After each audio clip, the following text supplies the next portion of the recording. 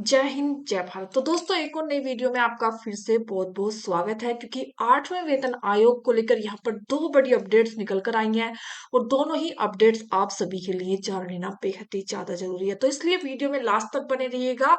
Video में आगे बढ़ने से पहले फ्रेंड चैनल पर पहली बार विजिट करते हैं तो चैनल को सब्सक्राइब कर वीडियो को लाइक और शेयर जरूर कीजिएगा। जी हाँ दोस्तों, आप सभी को बता दें आठवें वेतन आयोग को लेकर बड़ा अपडेट है जहां पर सैलरी में बढ़ोतरी, भत्तों में सुधार, महंगाई भत्ता, पेंशन में लाभ, इन सभी पर आज की इस वीडियो में डिस्कशन होगा। जी हाँ दोस्तों, आप सभी को बता दें सरकारी कर्मचारियों को जल्द मिल सकता है डीए का बड़ा तोहफा। इस बार बढ़ेगा 30% की बढ़ोतरी। जी हाँ दोस्तों, 8th पे कमीशन केंद्रीय कर्मचारियों को जल्द ही एक बार फिर से डीए का बड़ा तोहफा दे सकता है। इस बार 3% तक बढ़ाने की उम्मीद की जा रही है। केंद्रीय कर्मचारियों को इस समय आठवें वेतन आयोग का बेसब्री से इंतजार है। पे कमीशन के लागू होने में अभी मौजूदा परिस्थितियां देखते हुए समय लग रहा है, लेकिन कर्मचारियों के लिए अच्छी खबर यह है कि डीए का ऐलान जल्द हो सकता है। यानी छोटी ही सही लेकिन जल्द ही राहत मिलने की उम्मीद यहाँ पर जताई जा रही है। क्यों हो रही है डीए की चर्चा? सरकार ने महंगाई के जो आंकड़े जारी किए हैं उससे लोगों की चिंता बढ़ रही है। इसी वजह से जुलाई 2026 के डीए का ऐलान जल्द हो सकता है। आपको बता दें कि सरकारी कर्मचारियों के लिए साल में 2 बार डीए में बढ़ोतरी की जाती है जिससे महंगाई के प्रभाव को कम किया जा सकता है।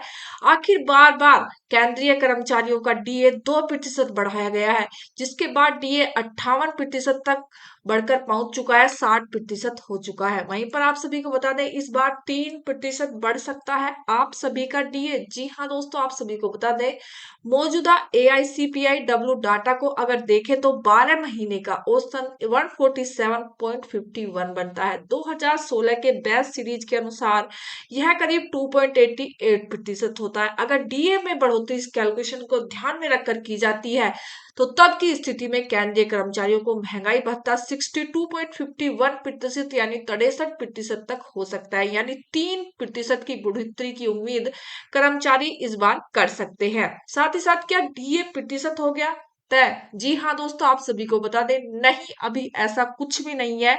मई और जून के AICPI-W आंकड़े के अनुसार यूनियन कैबिनेट की तरफ से अप्रूवल मिलता है, उसके बाद ही फैसला लिया जाता है। ट्रेड कहता है कि जुलाई के डीए का ऐलान दशहरा या दिवाली तक के बीच हो सकता है। आठवें वेतन आयोग को लेकर नया अपडेट है। इस समय आठवां वेतन आयोग की बड़ी बैठक हो रही है। देश के अलग अलग हिस्सों में पे कमीशन की मीटिंग चल रही है। इस मीटिंग में कर्मचारियों की तरफ से अपने अपने डिमांड की लिस्ट पहुंचाई जा रही है। सबकी निगाह फिटमेंट फैक्टर पर टिकी हुई है। जितना अधिक फिटमेंट फैक्टर होगा उतना ही कर्मचारियों की बेसिक पे पर उतना ही ज्यादा बढ़ेगा। साथ ही साथ कुछ कर्मचारी संगठनों ने 3.50% के अधिक के फिटमेंट फैक्टर की मांग की है। अगर ऐसा हुआ तो जिनकी सैलरी 18,000 रुपए है उनकी बेसिक पे 50,000 रुपए को क्रॉस कर सकती है। कर्मचारी संगठनों का मानना है कि प्राइवेट सेक्टर की तुलना में उन्हें कम सैलरी मिलती है। बता दें हर 10 साल में पे कमीशन का गठन किया जाता है। मौजूदा वित्त आयोग के पास अभी 18 महीने का समय है। इस दौरान उसे अपनी रिपोर्ट जमा करनी होगी। साथ ही साथ क्या सरकार इस बार फिटमेंट फैक्टर रखेगी? साथ ही साथ आपको बता दें फिटमेंट फैक्टर बढ़ा तो सरकारी खजाने पर टूटेगा आफत का पहाड़। एनपीएस यूपीएस का बोझ बढ़ना तय।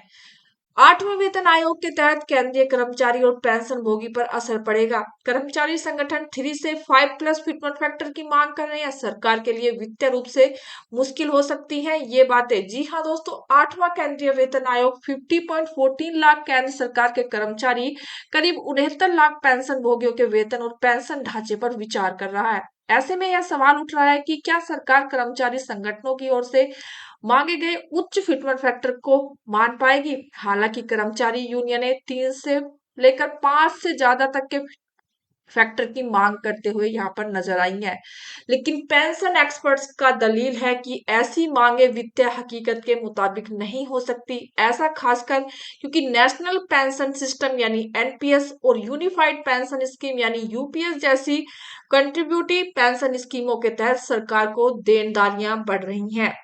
All India NPS employees federation के president of pension expert Manjeet Singh Patel के अनुसार केंद्र सरकार के सामने सबसे बड़ी चुनौती सिर्फ ज्यादा सैलरी के लिए फंड का इंतजाम करना ही नहीं, बल्कि उससे जुड़े पेंशन संबंधी योगदान में होने वाली बढ़ोतरी का भी पूरा पूरा ध्यान यहाँ पर रखना होगा।